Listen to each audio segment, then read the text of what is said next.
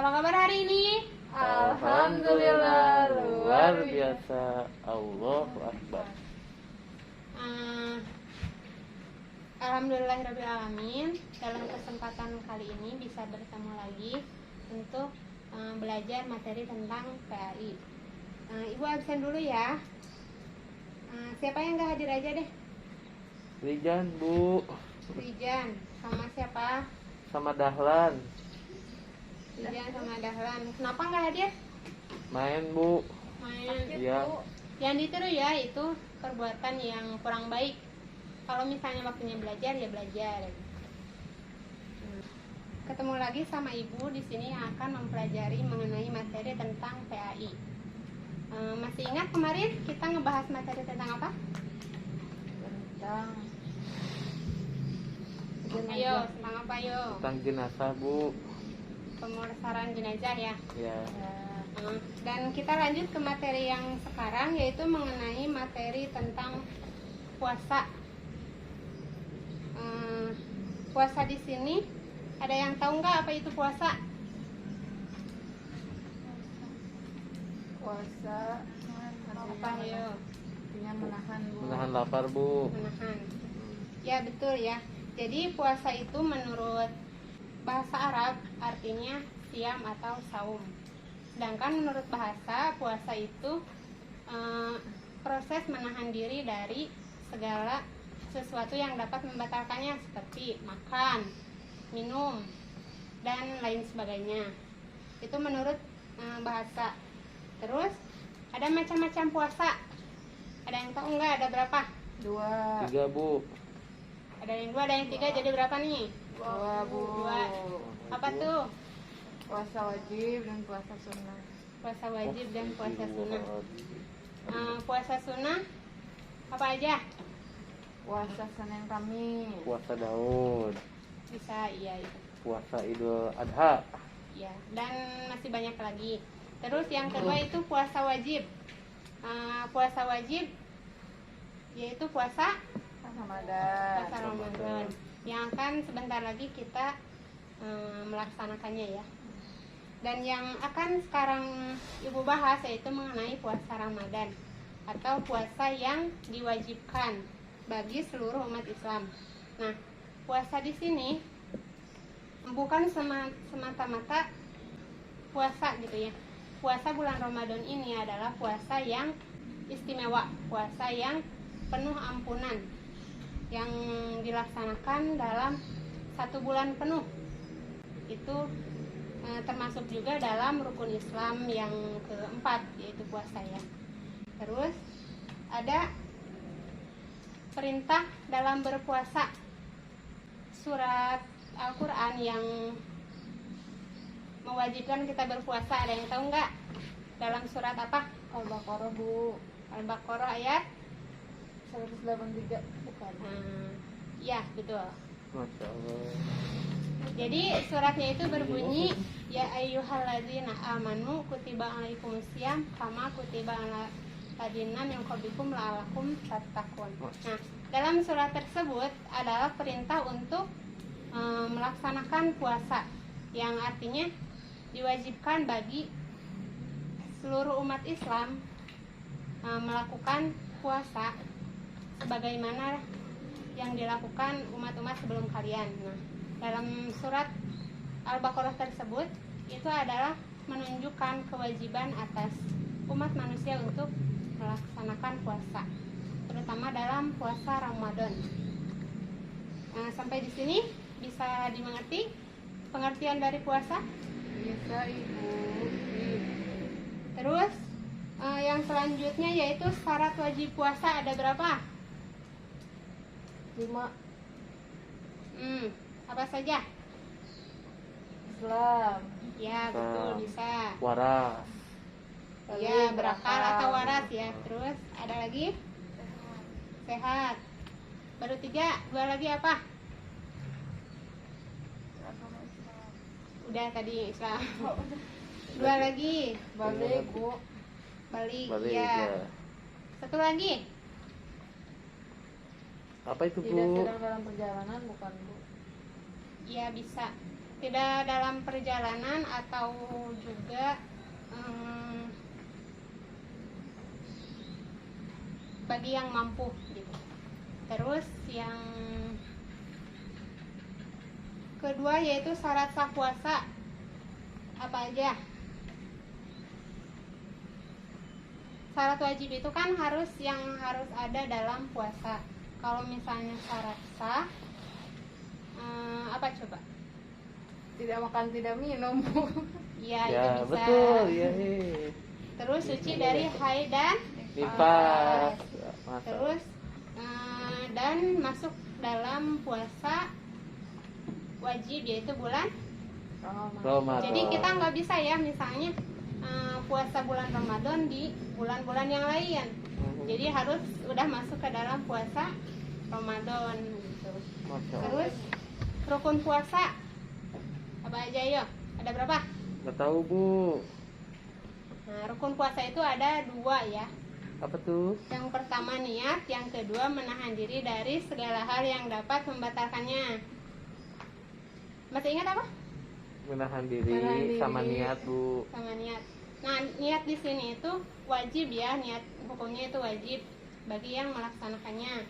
Kalau misalnya perbedaan niat puasa Ramadan sama puasa sunnah lainnya, itu lebih ke kalau puasa Ramadan niatnya itu harus di malam hari, sedangkan kalau misalnya puasa sunnah ngedadak juga bisa, misalnya pagi kita nih gak mau makan, malas makan misalnya, nah kita bisa mending puasa aja. Nah niatnya bisa ngedadak seperti itu. Kalau misalnya puasa Ramadan itu harus dari malamnya.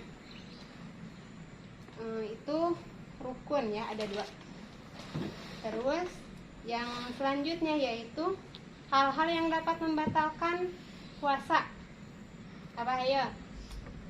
Makan. Makan dan minum. Apa lagi?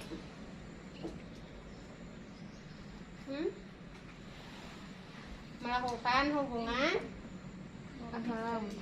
hubungan suami istri, baik yang sudah menikah ataupun belum, jelas ya.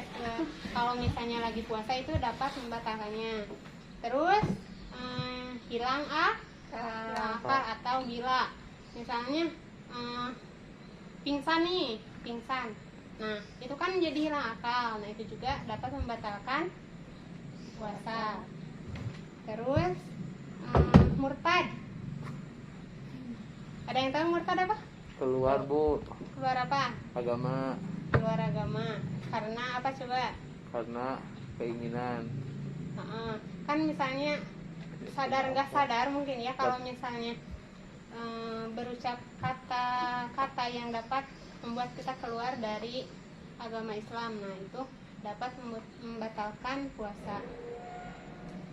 Terus yang kelima yaitu muntah. Nah, muntah di sini muntah seperti apa? Muntah misalnya ketika kita muntah secara disengaja.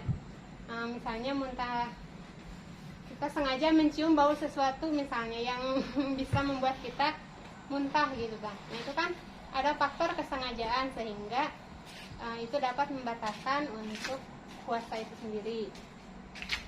Terus yang selanjutnya yaitu keluar mani. Nah ini kan masuknya ke yang tadi ya, yang berjima. Tapi keluar mani di sini yaitu di luar itu juga, misalnya di luar melakukan hubungan tersebut terus keluar mani, nah itu juga dapat membatalkan puasa. Terus yang selanjutnya yaitu makruh saat berpuasa. Apa ini?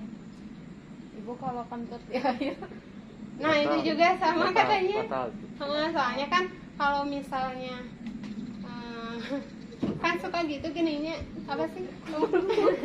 Menggelembung, jadi Nah itu teh kan kalau misalnya kita masukin apa tuh barang apa botol gitu ya, terus nyampe ada yang gelembung gitu, nah itu kan otomatis ada yang masuk ke dalamnya. Nah itu juga kan dapat membatalkan puasa. Seperti kalau misalnya kita susah buang air besar, nah kan ada yang pakai obat tuh. mikrolak, Bu. Nah yang obat yang dari belakang itu juga dapat membatalkan puasa. Jadi sepertinya sama saja dengan hal yang barusan. Kali lagi makruh ketika berpuasa. Berkumur. Nah itu ya, berkumur-kumur yang berlebihan gitu. Misalnya gini, kita lagi panas nih, lihat air, sengaja kumur-kumur yang Ibu banyak mau biar nanya, seger. kalau berkumur pakai air kelapa boleh gak Bu? Yang pakai es. Nggak boleh pakai air juga, nggak boleh Oh, kalau nggak boleh, berlebihan. ya? Kalau misalnya pakai air kelapa kan kita jadi ada niat dong, jadi ada rasanya juga. Nah Kalau sedangkan di air sini juga marjan Bu, marjan. sama aja, Oh, sama aja. Akang, iya. Terus kalau misalnya sama halnya dengan mencicipi makanan, kan itu ada rasanya. Iya. Nah itu juga makruh. Kan pengertian dari makruh ini pertengahan ya, tapi lebih condong ke tidak boleh, jadi mengurangi nilai pahala dari puasa tersebut. Terus yang selanjutnya yaitu suntik atau bekam. Oh, bekam.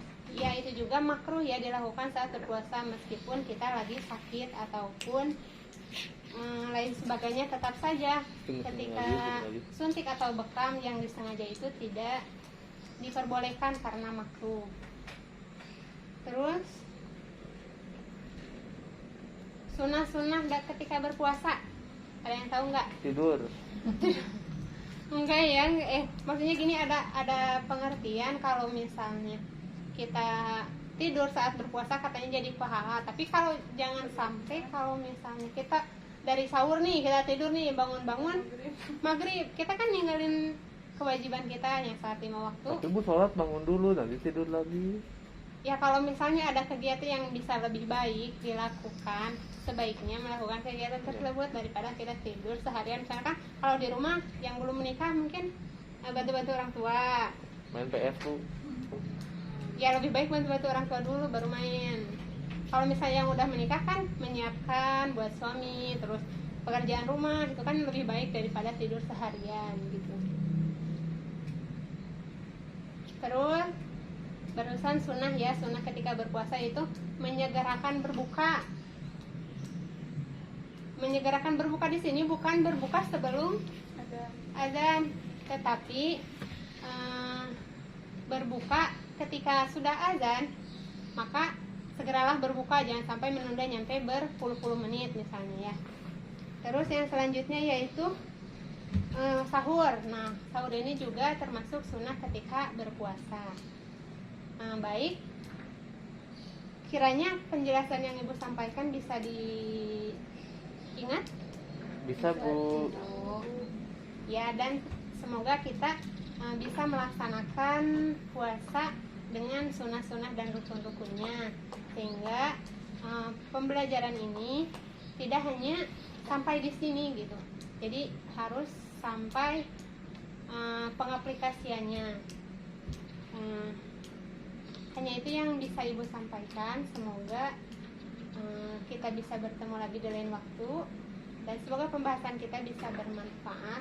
Amin. Wassalamualaikum warahmatullahi wabarakatuh. Waalaikumsalam.